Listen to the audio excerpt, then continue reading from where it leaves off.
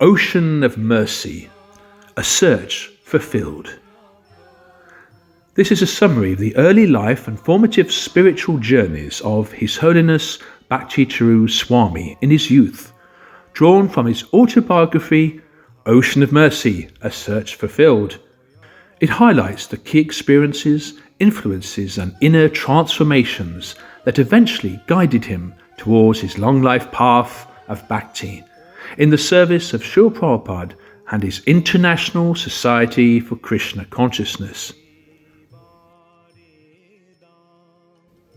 Maharaj was born on the 17th of September 1945 into an aristocratic family in Kuti, Bengal. Long renowned for its devotional traditions and Bhakti culture, Bengal provided a fertile foundation of his early development. He was raised in urban Kolkata, where tradition and modernity intersected, shaping his formative years. From childhood, he displayed intellectual curiosity and a sensitivity towards life's deeper questions. Though surrounded by comfort and social standing, he felt a yearning that material success could not satisfy. This period of security ended tragically when his mother contracted tuberculosis and passed away while he was still young. Her death devastated the family and left a deep emotional imprint on him at a vulnerable age. Though a profound loss, he later reflected that his experience ultimately shaped his spiritual destiny. He was thereafter raised largely by his aunts and uncles in Kowai, Tripura, in present-day Bangladesh. There he joined his school's cricket team, an early chapter in a life marked by discipline and quiet determination. He later enrolled in a college in Darjeeling to study chemistry, but fate soon intervened. Awarded a scholarship to train as a pilot, he aspired to join the Indian Air Force, but was ultimately deemed unsuited for military service, and that path closed. Undeterred, he and a friend began a small instant coffee venture. When they had saved enough, his friend left for England. He, however, set his sights on Germany, guided by a friend of his father. It was 1970. Across Europe and America, young people were journeying east in search of spiritual meaning. While many Indians looked westward in pursuit of opportunity, he and a friend named Prasoon decided to hitchhike to Europe. Avoiding Pakistan, they sailed to Iraq and continued overland.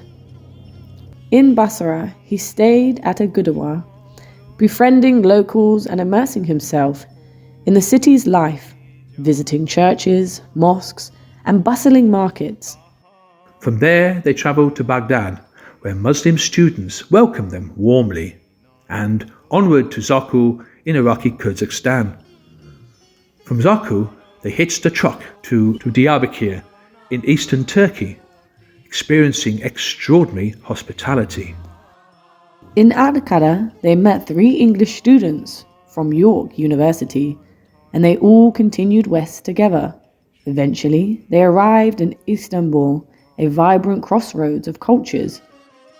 There, in a church, he met an English traveller named Mark. Together, they explored the ancient city before journeying on to Greece.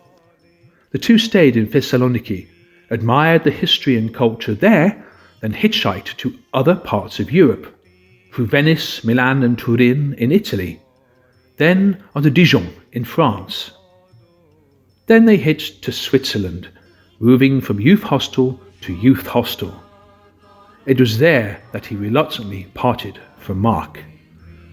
Entering Germany alone, he stayed briefly with a cousin and soon enrolled in chemistry at the University of Hamburg. He formed a close circle of international friends and later moved in with some of them. This marked his first sustained encounter with Western life, shaped by scientific rigor, secular reasoning, and cultural diversity. At the time, some local students saw India as poverty-stricken and rather backward, a perception that caused deep conflict within him. Academically successful, he nonetheless felt an inner hunger that logic and material progress could not satisfy. His European years thus became an existential journey. He developed deep respect for Christianity and engaged in thoughtful conversations about faith. Yet, the question of life remained unresolved. Gradually, he realized that the answers he sought lay not in the West, but back in India. After completing his studies, he returned to his homeland, not to pursue a conventional career, but to seek spiritual truth. He began an intense search for a guru. His journey took him to Haridwar, where he bathed in the Ganges, then on to Rishikesh, visiting the famous Shivananda ashram, though he felt its atmosphere had grown over-commercialized. Continuing deeper into the Himalayas, he travelled through Devaprayag, Rudraprayag, and all the way up to Josimath. There he learned of an American couple living in isolation in an old mountain temple. Intrigued, with help from others, he climbed to visit them. The man, calling himself Chidananda, had once embraced the Western counterculture and later rejected a Kundalini teacher whom he found inauthentic. Descending to the plains, Maharaj visited numerous ashrams. Eventually, he arrived at the ashram of Anandamayi Ma. He developed deep reverence for her, but her responses to his earnest questions often came in riddles, spiritually moving, yet somehow leaving him unsatisfied. When he asked to join her ashram, she gently but firmly replied that his destiny lay elsewhere. It seemed she knew something, but at the time he left her center disappointed and made his way back to Kolkata. Soon after, his old friend Mark reappeared, but changed. Having become dependent on hashish, he even asked for help to distribute it. Disturbed, Maharaj was impelled to sever ties with his former travelling companion. The period that followed proved to be the darkest of his life. After years of searching, he felt he had found nothing and had even given up all hope and fell into depression. Then, one evening, Passion appeared unexpectedly at the door. He had become a member of ISKCON, training in Mayapur. Though Maharaj's first encounter with ISKCON devotees in Germany had left him wary, Passion urged him to reconsider. Passion brought him into the ISKCON temple in Kolkata, where he met young American devotees whose deep scriptural knowledge impressed him. They gifted him a copy of the Nectar of Devotion by Srila Prabhupada. In that moment, something shifted. He read more. He sensed he'd found a spiritual society wholly dedicated to life's highest purpose. In Prabhupada, he recognized not merely a scholar, but a living embodiment of the devotional path, scripturally authoritative and personally surrendered to the Supreme Lord. Convinced he had finally found his guru, he immediately left for Sridham, Mayapur, to spend more time with the devotees. In January 1977, he met Srila Prabhupada at the Maha Kumbh Mela in Prayagraj. Recognizing his sincerity, Prabhupada instructed him to translate all his books into Bengali and appointed him secretary for Indian affairs. Soon after, during Gaura Panim in Mayapur, Prabhupada granted him both first and second initiations. Within months, at Snana Yatra in Vrindavan, he was then awarded sannyas.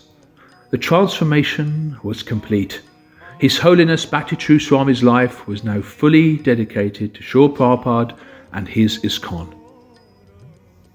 In Ocean of Mercy, Maharaj offers a deeply personal account of his intimate service to Srila Prabhupada, shared from the unique vantage point of a close disciple, serving as his secretary, attendant, and devoted disciple. He reflects on daily interactions that revealed Srila Prabhupada's compassion, discipline, and unwavering spiritual focus. Through these recollections, his account illuminates not only the practical aspects of service, but also the profound lessons learned through proximity to a pure devotee. Bhakti Swami's narrative conveys both relevance and affection, allowing readers to glimpse the human warmth and transcendental depth of Srila Prabhupada's presence. During Prabhupada's final months on this earth, as his health declined, Bhakti Swami remained by his side, witnessing unwavering spiritual strength. After Prabhupada's departure in November 1977, he continued his service with the same dedication. By 1987, he began making disciples all over the world. He conceived and produced the Abhaycharan television series. Over 100 episodes aired nationally in India. In Ujjain, he oversaw the construction of a magnificent ISKCON temple in a short time. Under his leadership, the temple launched a midday meal program feeding tens of thousands of school children daily, and established an Ayurvedic health clinic linking spiritual life with holistic well-being. To his disciples, he emphasized that all Diksha Gurus in ISKCON serve as representatives of Srila Prabhupada, preserving the disciplic succession while maintaining Prabhupada as the ultimate spiritual master. His Holiness Bhakti Swami Ki Jai.